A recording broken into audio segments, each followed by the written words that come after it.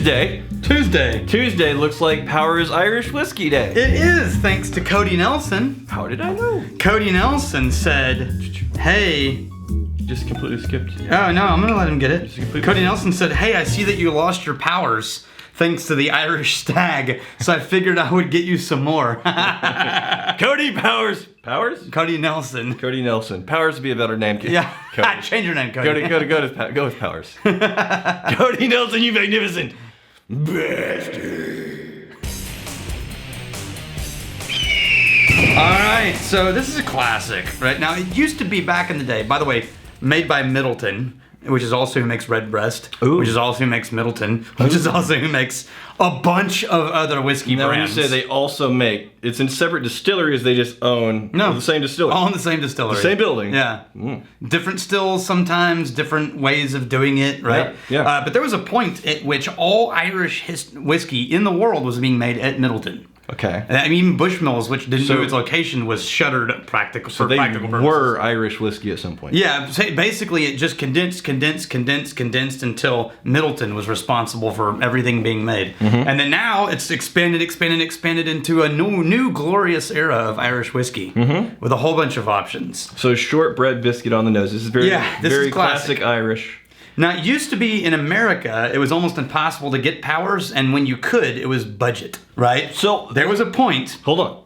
To this point, I was down in your office. Yeah. I was pouring me a little sippy sip. Yeah. And I reached for this. Was on Friday. We're recording this on Monday. So just very few days ago, all the choices. You got a lot of choices. Out of all the choices, I pour myself a Powers, and Jeremy is there. Yeah. A longtime regular and friend. And Jeremy's like, oh, the Powers. And Jeremy's a fancy lad. Fancy lad. Yep. Like everything you think of whenever I say the word fancy lad. That's him. Yes. All those things. And they say, oh, Powers quite nice. And I'm thinking, if anybody's going to snob out on Powers, this could be Jeremy. He's not snobbing out. No? And I almost feel like I should for one very silly reason. The name sounds like a budget name. Yeah, well... Powers Whiskey. It's an actual name of a guy. Yeah. Right? So, the thing is that... It's like if a whiskey was named Hardcore. So John Powers is the guy's name. John Powers is the guy who's responsible for the original. You're saying it used to be a budget. But here's what happened. It used to be you could get, and this isn't the budget line, this is a signature single pot still. Their budget line just has a little gold triangle label on it, and it's just a mix of grain and pot still. Right. And triple distilled. And it used to be that when it showed up in a store, it was like under $20, whereas the Jameson's going to be 21, 22, 23. Sure. Bushmills 21 to 25. Sure. Powers 15, 16, right? Now, what happened was when you went to Ireland and just said, give me a whiskey, there was a pretty significant chance they were going to pour you a Powers as their just generic house whiskey.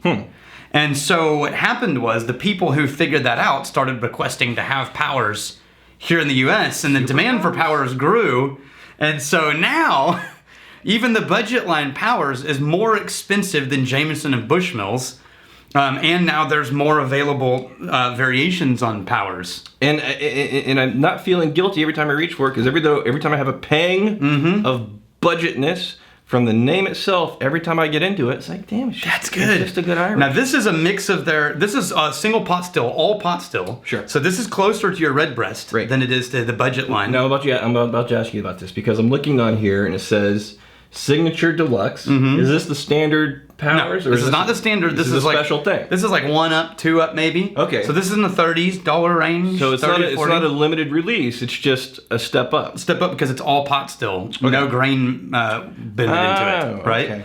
And they are mixing a little bit of sherry aged whiskey into it. Okay. So along with that little butter biscuit, you also get some kind of raisiny fig notes. So first and foremost, the shortbread cookie. Yeah. If you like shortbread cookies, the unmalted barley is what's doing that. If you like and then it's the pot still, yeah? Yeah, the kind of the buttery. The combination of unmalted barley and the pot still gives you that rich flavor. That is quintessential Irish. Very Irish. If you're trying to get a friend into whiskey, if you know they love shortbread cookies, this is like an alcoholic liquid shortbread cookie. Yeah, with little little raisins in it. Yeah, I'm getting just the tiniest trace of like a nutmeg cinnamon. Yes. More so than I am raisins. Absolutely. I'm looking for raisins now. So you were mentioning other things like other budgets, Jamesons and the Bushmills.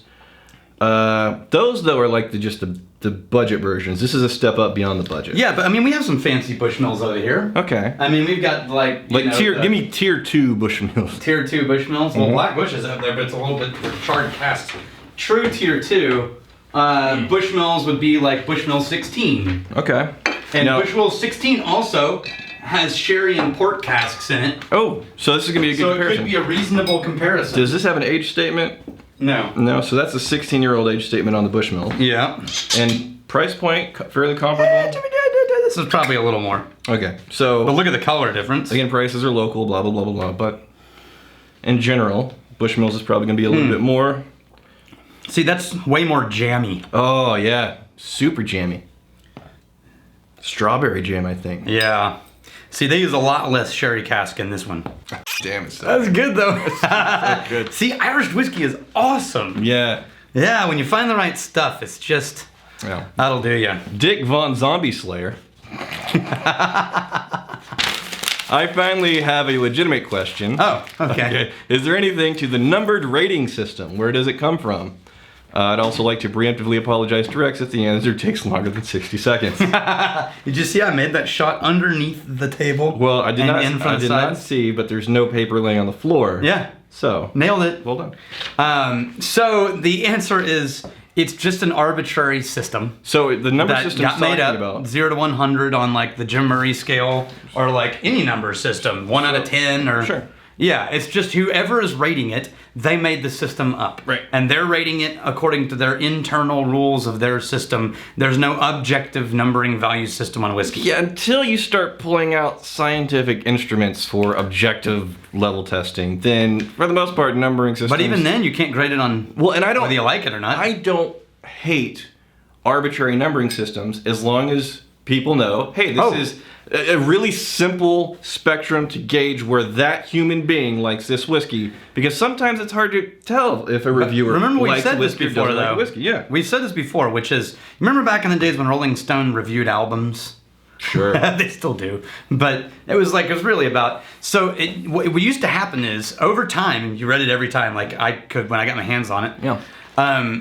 You start to find the reviewer that likes everything you like. Right? And you're like, oh, that guy. And when he reviews an album and hates it, chances are I'm also going to hate it. Or when that guy reviews an album and really loves it, I know I can just buy it. I don't even have to listen first. You know, I've never found any critic, any reviewer that's better than like 80% of the time I'm agreeing. Me either. Now, I've got a couple that when I read them, I think, yeah, if he likes it, I'm probably gonna like it. Yeah. And you can probably do that with Rex and I. Like, as a matter of fact, there are a lot of people that watch this that know if we don't like it, they probably will. Hey, Blair. We got the Chad Holly. Definitely need a broken glass ceremony. Oh. Yeah. Oh, broken glass. I've seen That's the worst. Hold on. Oh, I got it to update. Hold on. Let's finish this. Mine currently just consists of a lot of swearing. How about the chorus from Whitney Houston's "I Will Always Love You"? Or how about Sarah McLachlan? Wait. I will remember you. Ready? I'd like to preemptively apologize for what's going to happen, Daniel. Oh, okay. Ready? No! And I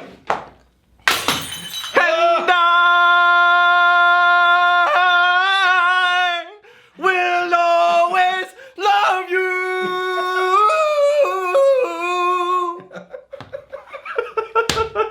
Ceremony. That was glorious. That was pretty glorious. Chad, don't move around, Rex, because you're in socks. I'm well aware of what happened behind me. Okay. It's a good choice in the song there, Chad Holly. Awesome. John Hughes. Is it possible the Trader Joe's was cut with ethanol? No, not to be sold in the U.S., it would have to say it. Once it entered the U.S. and was sold in the U.S., it has to follow U.S. labeling restrictions. Yeah. And it would have had to have been labeled that way for us to know. Okay, so speaking of ceremonies, God, this should not be a ceremony. Oh my God, this is like, you know what? I'm taking the weekend off. I didn't make it. Taking the weekend off. Here I come and I check in on the Facebook page. And since we crossed 100,000, oh, by the way, we crossed 100,000. Yeah. This is the first time we've been on camera since it happened. Yay! Yeah. Thank you. Congratulations to us. Oh, and there's We're so bad at this job. There's a live stream this Saturday. No, that is this Saturday. Yes. Let's make it 11 a.m. 11 a.m. Austin time. Austin Central Standard Time. I don't know if it's Central Standard Time. I'm not, just Google it. It's Austin time. It's Central Standard Time. Austin, Texas time. Yes. Fine. 11 a.m. on Saturday. And what are we doing? We're going to blend 100 bottles of whiskey as named by the people watching the live stream. To commemorate 100,000 subscribers, 100 bottles. The barrel is down in the distillery right now. Salt. Oh, God. You have this idea in your head that we should dump 100 whiskeys into a barrel. Yes. And start changing it. No, it's not changing with it. With a barrel. No, if we immediately bottle it, it sits in there for maybe an hour and a half. Oh, that's it? Yes. Okay. All right. And we just need a receptacle. And a barrel is a much cooler receptacle than a jug. Fine. And we need something that can hold 100 ounces. That's 4 bottles. Fine. Yes. So short term, we're going to put it in a barrel and then put it into bottles. Yes. Fine. Okay. And then the other thing was, the tradition in the tribe? Yeah, gosh. This is a flash in the pan. This one doesn't have legs. But it's just so, gosh, just so. So Stephanie Geiling, she's a member of the tribe. Mm-hmm. She's quite the humorous lady. She wanted to be a Glencairn ambassador, so she put a picture on there. Oh, that's not. Did that really start a whole thread? Called Bulb Deep. Oh God. Bulb Deep. It's so. If you get on there for the last 72 hours, it's just nothing but magnificent bastards posting their bulb deep pictures. And then people who do not enjoy that. Yeah. Oh, no. People are really upset by it. So you got the bulb deep crowd. And then people are like, this can't be this can't be good. This is why I don't hang out in the Facebook group as regularly as some people do. So I promised you I would bring shenanigans. If you need, yes. I can instigate shenanigans. I can create a culture, a dynamic that is very shenanigan friendly. And you're doing it. The other side of this equation is the top. What is it? The whiskey knowledge, the unpretentious whiskey knowledge. So shenanigans are a lot. Well done. They're alive and well in the Facebook group. I've had many a giggle. Looking at the bulb deep hashtag photos. I will say one thing though. It's glass in your mouth, so be careful.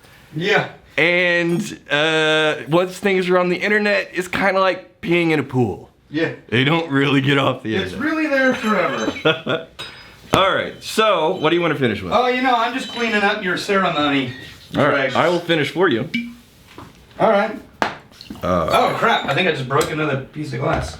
Here's to fighting, stealing, and drinking. If you fight, may you fight for a friend. If you steal, may you steal a lover's heart. And if you drink, may you drink with us. Hashtag bulb deep. Hey, thanks for hanging out with us in the Whiskey Vault. Don't forget to throw in a like, hit that subscribe button on the bottom right, and drop a question or comment down below.